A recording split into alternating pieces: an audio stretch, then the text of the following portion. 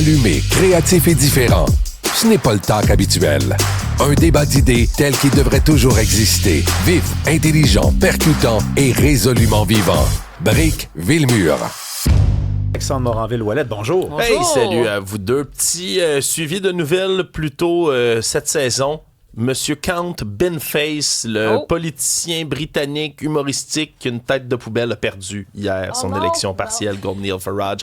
Donc malheureusement, les Britanniques n'ont pas voulu élire un gars qui s'habille comme un super-héros poubelle, malheureusement. Mais il a pas fait c'est quoi son score quand même? Je me souviens plus, j'ai pas regardé exactement les statistiques. Je pense que c'était un pas pire score quand même. C'était un pas pire score quand même, mais considérant que c'était une des seules options viables parce que les autres partis ont décidé de pas présenter de candidats. C'est quoi, 25% des voix? 27% des voix pour un sac de poubelle. Je pense que ça va être son meilleur résultat électoral à vie. Là. Je me risque là-dessus. Bon, une petite dernière pour aujourd'hui.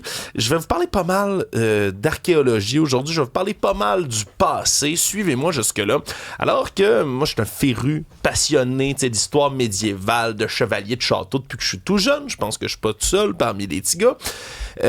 On a hier découvert, puis annoncé officiellement, qu'on a trouvé le tout premier humain qui a eu la malchance confirmée de se faire frapper par un projectile de trébuchet, mesdames et messieurs. Vous savez ce qu'est un trébuchet? Cette espèce d'énorme catapulte qui a comme un contrepoids, qui peut envoyer des projectiles de comme 100 quelques kilogrammes dans les airs. Ça visait évidemment à bombarder les châteaux, faire s'effondrer les murs. Tu lances littéralement des rochers là, gigantesques avec tout ça.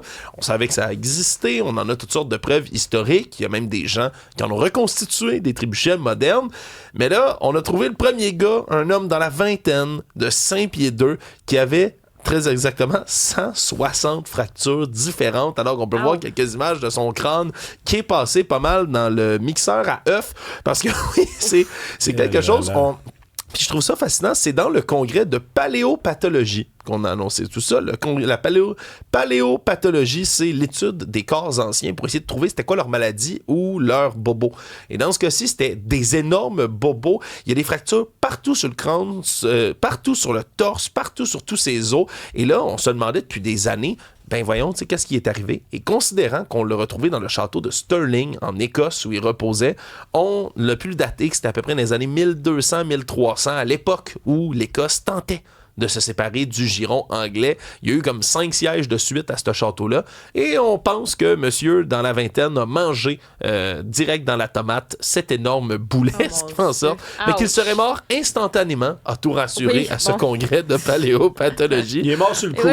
Voilà. Il est pas tough. Mais c'est un drôle de record, puis c'est une bien malchance pour lui. Hey, je reste dans les squelettes, parce qu'en ce moment, on est en Espagne. Il y a, comme partout sur le globe ou presque, des incendies de forêt majeurs. Qui ravagent toute la contrée. Bien malheureusement, il y a plein de gens qui doivent être évacués. On parle de plusieurs centaines de personnes, des dizaines et des dizaines de villes. Mais il a fallu évacuer aussi des gens qui sont déjà décédés dans ce coin-là de l'Espagne. Pourquoi? Mais parce qu'il y a un monastère du 10e siècle qui s'appelle le San Juan de la Peña Monastery qui recueille en son sein les restants de certains rois de la région d'Aragon et de Castille, des très, très vieux rois qui sont inhumés là. Et là, évidemment, c'est considéré comme patrimoine mondial. C'est des restants historiques et on a peur que le monastère parte en feu. Ils ont envoyé l'armée avec des pompiers en hélicoptère rentrer dans le monastère puis sortir directement de leurs tombes là, dans lesquelles ils n'ont pas été dérangés, pensez-y, depuis des siècles et des siècles, voire presque un millénaire.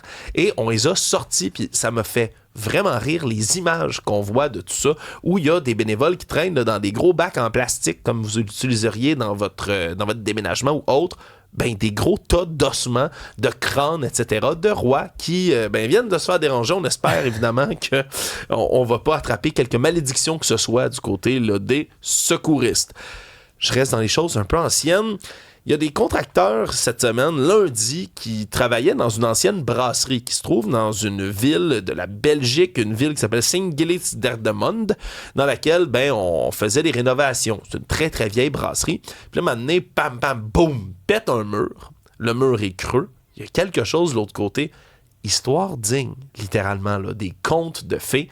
Il y a l'autre côté, puis on peut le montrer, un coffre rempli d'or massif. Dieu. Ce n'est pas une blague. On a trouvé des barres de métal, des lingots d'or. Et un bac, même, je peux vous le montrer, il y a un seau rempli de pièces en or pur, OK? C'est estimé à 14 millions de dollars canadiens, là, l'ensemble de tout ce qui a été retrouvé là-dedans. Et là, les espèces de lingots d'or, ils ont été frappés dans les années 50-60. Alors là, tout d'un coup, on se dit, OK, c'est pas si vieux que ça. Comment ça se fait que c'est là? Évidemment, c'est une enquête qui va durer des années, bien malheureusement pour les gens qui sont impliqués dans cette histoire-là, parce que la brasserie appartient à un organisme sans but lucratif, imaginez-vous donc. Et là, on se demande, est-ce que c'est eux qui peuvent hériter du magot? Est-ce que c'est les gars de la construction qui étaient là-dessus? Ou encore, est-ce que ça a été volé puis on l'a caché dans les années 40, 50? La question se pose, ça va être très très long le processus, mais je vous avoue, moi je vais suivre ça de près parce que je me demande qui va hériter de tout cet or-là si jamais on retrouve le proprio. Presque des écus là, en or, c'est assez incroyable. J'ai mis les yeux qui brillent. Mais moi, c'est pour ça que je suis en vie. Moi, je suis en vie pour tomber là-dessus un jour. Ouais, t'as le goût de te faire fondre des bijoux, là, c'est mon rêve. T'as le goût, j'aime partir une bijouterie, là, ça va s'appeler Méduso, là, ça va être merveilleux. T'es sur le mauvais continent. Faudrait que tu sois en Europe. Il y a bien plus de chances quand tu brises un cellier ou quelque chose que soudainement tu tombes sur un trésor. Mais regarde, je te le souhaite ardemment. Je termine avec une petite nouvelle qui me fait rire. Je n'avais pas de nouvelle d'animal réel pour toi aujourd'hui, Karima. Alors, je termine sur un animal fictif. OK? Il y a une toute nouvelle application qui vient de voir le jour. Si vous avez, moi j'ai pas d'iPhone malheureusement, mais si vous avez le App Store sur vos applications, vous allez pouvoir installer cette appli qui s'appelle Carrier Pigeon. Pigeon comme pigeon, OK? C'est une application, je vous le dis d'emblée, complètement inutile. Okay? Son propriétaire lui-même, le concepteur, a dit « J'ai fait une bébelle qui sert presque à rien. J'espère que vous allez aimer ça. » Qu'est-ce que c'est? C'est une application de messagerie. Comme n'importe quoi, comme Messenger, comme vos textos, vous pouvez envoyer des messages à n'importe qui dans le monde. Et quand vous envoyez votre message, ça ouvre une petite carte du monde, de toute la Terre. Et il y a un petit pigeon animé qui part de chez vous et qui s'en va. Qu'est-ce que ça fait, cette appli-là? Bien, ça recrée le mystère et l'attente du pigeon voyageur. Chaque fois que vous envoyez un message, ça calcule, il y a un pigeon qui part virtuel à une vitesse d'environ 177 km/h. Il part à tire d'aile et essaie de traverser le globe. Heureusement, il ne se fatigue pas, ce pigeon-là, pour se rendre jusqu'à votre destinataire. Et plus il est loin, plus c'est long avant qu'il y ait son message. On essaie de recréer l'espèce d'attente qu'il y avait autrefois, où la messagerie n'était pas instantanée. Et même les risques. Parce que les pigeons ont le risque de se perdre ou encore même de mourir en chemin. Imaginez-vous donc, il y a 0,2% de chance d'intégrer dans l'application que votre pigeon fasse juste quick disparaître dans la nature et votre message se rendra jamais. Dans le triangle des Bermudes, quelque part. Mais quand même, regarde, ça reste quand même un pigeon sur 500 qui va finir par se perdre quelque part. Donc, un message sur 500, tu vas l'échapper. Pour vous donner une petite idée, là, si vous êtes à Paris, vous voulez envoyer un message à New York, c'est 22 heures d'attente. Il faut laisser le pigeon traverser tout l'Atlantique.